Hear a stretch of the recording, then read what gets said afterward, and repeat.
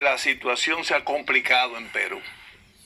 Se ha producido un cambio de gobernante, sustituido por quien fuera realmente su vicepresidente. Realmente, ¿cómo se explica lo acontecido en ese hermano país?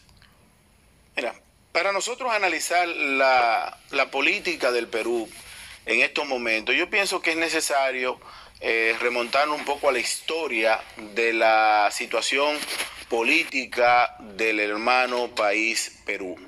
En el caso de Perú, este acontecimiento que acontece en estos momentos no es simplemente la destitución del presidente actual, sino que desde la caída del último presidente, del último gobierno de los Fujimori, Perú viene aconteciendo un sinnúmero de episodios y sobre todo de irregularidades dentro del sistema democrático.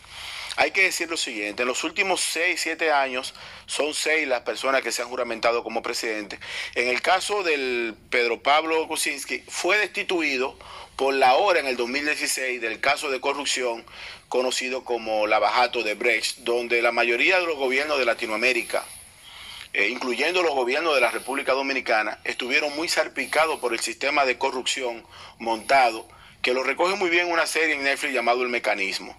Era una especie de soborno de una empresa brasileña que construía con altos niveles de calidad y sobre todo con garantías. Porque hay que decir lo siguiente, la empresa Odebrecht es una empresa eficiente, pero que tenía como mecanismo para ganar las obras de los estados un sistema de soborno de corrupción que al final lo que hacía es aumentar el precio de la obra para poder repartirle entre los políticos corruptos. En el caso de Perú, es un pueblo que hay que decirlo, herencia de la cultura inca, de los pueblos de los Andes, donde es muy difícil usted hacer de la suya sin que el pueblo se ponga una. En el caso del presidente destituido, la gente me pregunta, ¿pero por qué lo destituyeron? Yo creo que todas las condiciones estaban dadas para que el señor Pedro saliera del poder. Primero, en política, usted tiene que tener claro que si usted enfrenta a los 3 sectores con lo que usted va a lidiar, usted va a fracasar.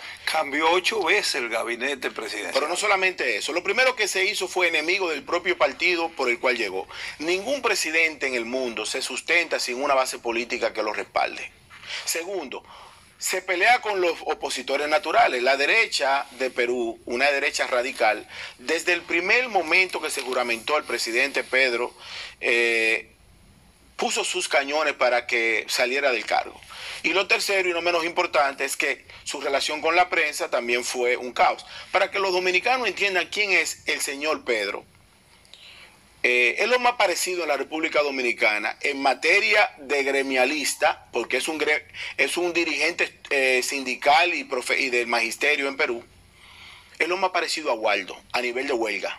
Guardando la distancia, claro está. Al doctor Waldo sí, Suero. Sí, a nivel de lo que quiero hablar como gremialista. Correcto. O sea, era un hombre aguerrido, un hombre que propulsaba los mayores casos de huelga del Perú. Pero a nivel político... Es un poco más pintoresco porque recuerda aquella imagen de su sombrero, que pero luego lo sustituyó, ¿no? Bueno, porque esa es su cultura. Él viene de los raíces de los incas. Tú sabes que el Perú se habla el español, se habla el quechua y se hablan otros dialectos aborígenes. Es una región muy compleja. Tiene una de las ciudades de la antigüedad, del hombre antiguo, más importante de la humanidad, como Machu Picchu, allí en la montaña de los Andes. O sea, estamos hablando de un país con una cultura muy profunda y con un sistema económico que es la gran ventaja que tiene el Perú, distinto al sistema político.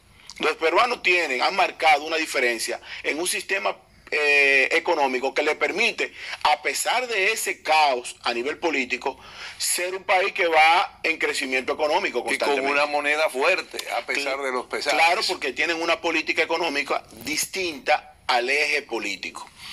En el caso del presidente saliente, entonces pelea con la prensa.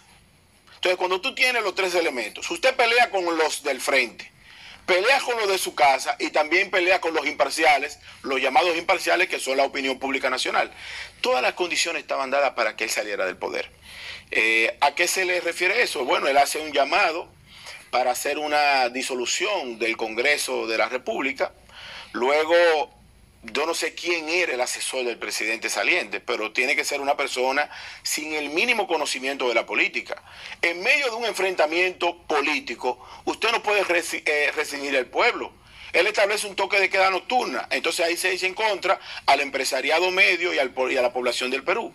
Y tercero, y no menos importante, entonces pierde el apoyo total de los miembros de su partido, los que lo sustentan, porque él se montó en la era populista de América Latina, donde aquí se está buscando personas de fuera que vengan a resolver un tema ancestral de corrupción que está combatiendo prácticamente todo el continente.